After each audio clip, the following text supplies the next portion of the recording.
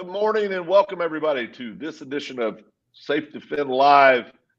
By popular request, we have Craig back.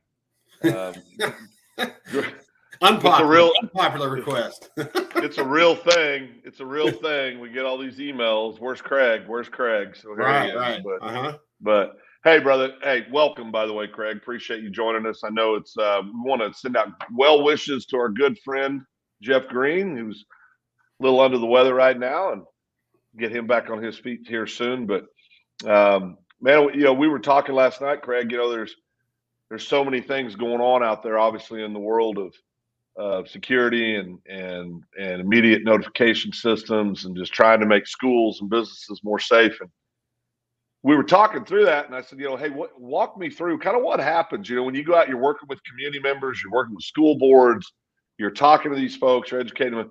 Walk through, what are you hearing from them? I mean, we always talk about what we see, but what are you hearing from those people? Well, typically speaking, I'll contact a superintendent or something like that, and we'll talk about, what's your security look like? How do you harden your perimeter? How you do all those things? But then when we start to really discuss that 94% of bad guys are already in the building, suddenly you're like, well, I've hardened my exterior. What have I done on my interior? And we show those stats that says most of these events are over within 5 minutes. So that means we've got to do something on the inside. And so I kind of show them SafeDefend. I show them that we have fingerprint activation modules in the hallways and things like that, cafeteria. But then the fact that the teachers can fall back to their rooms, open up a safe, and get out things to protect their threshold is usually a game changer. But here's the real game changer.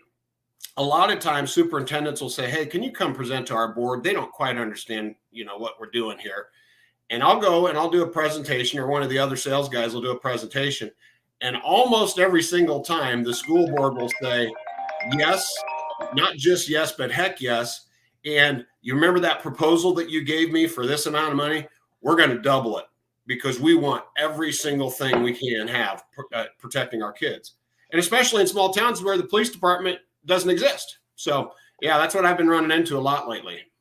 Do you think, let me ask you this, because this is something that, for those of us that spend a lot of time thinking about this and studying it and are constantly looking for ways to improve SafeDefend system in particular, but just looking at the overall bigger picture of keeping our teachers and our students safe inside these buildings primarily, as well as obviously employees and businesses, but we focus a lot on schools.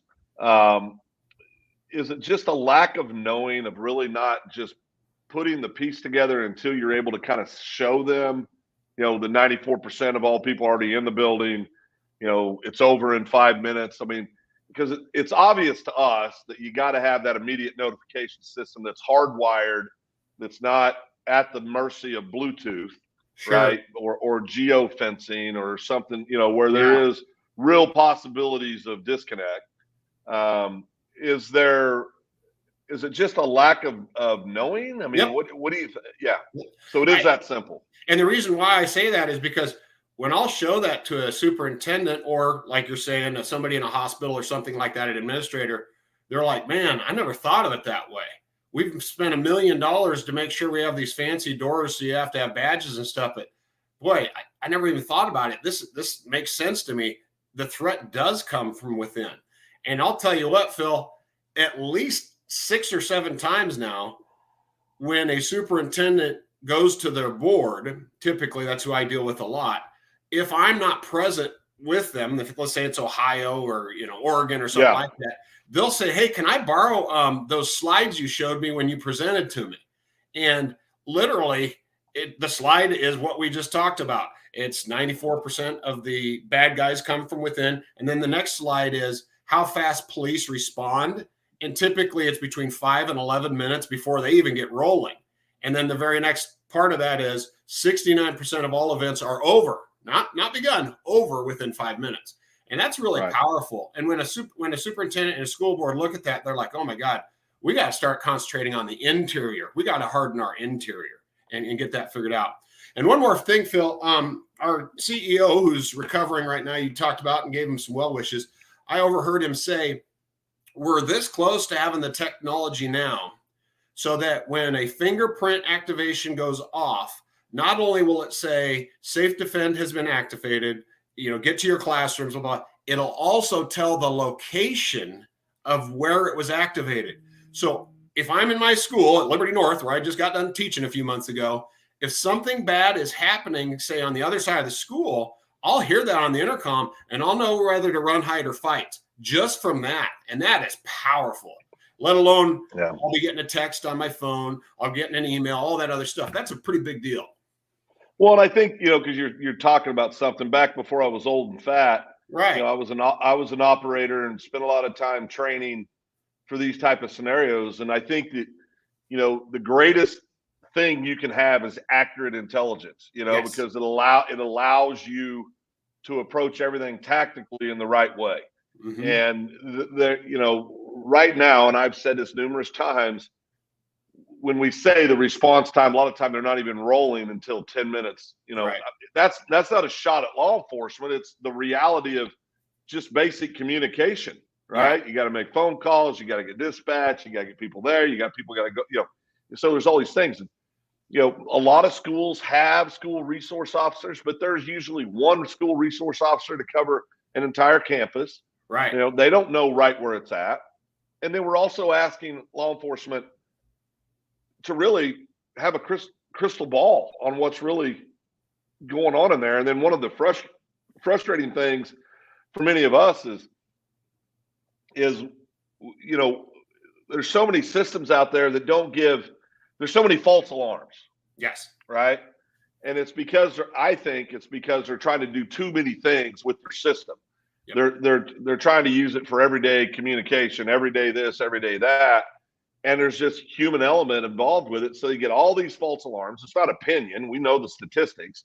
There's thousands of false alarms inside these schools that have these. And if you're watching this or you see this and you're inside a building, you know exactly what I'm talking about if you have that kind of system.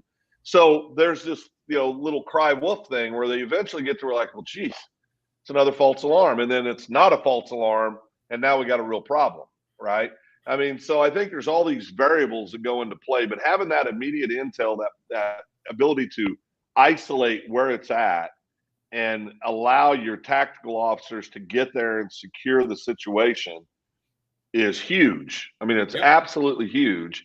And I know we work all the time to try to improve that. SafeDefend does. So, and we work with law enforcement. Yeah. We want them involved. So yes, absolutely. Well, I think, what's interesting is we see this being an issue that more and more people are realizing have to be addressed in the right way. We got to be doing the right things. It can't just be the quickest thing or the easiest thing.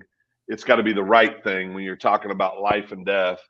And we're seeing more and more people, I think, understand that and understand that this is something that you really don't have a choice but to invest in something that's going to make your kids and your employees safe. Absolutely. There's just, and I got to say this, I hate this. I mean, we all hate this.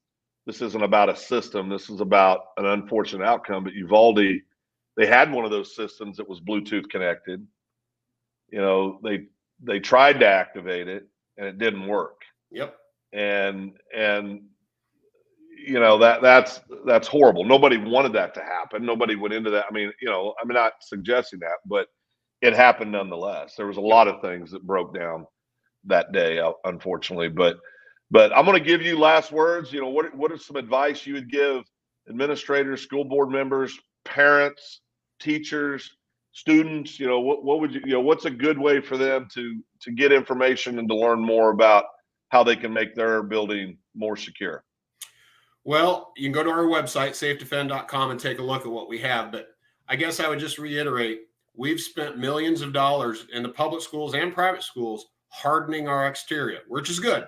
It's wonderful. We needed to do that. But now are we going to spend some money on the interior, hardening that? Because in reality, that's probably more important. That's it. Yeah. Well, Greg, thank you so much. I got to ask you, who do the Cornhuskers have this weekend?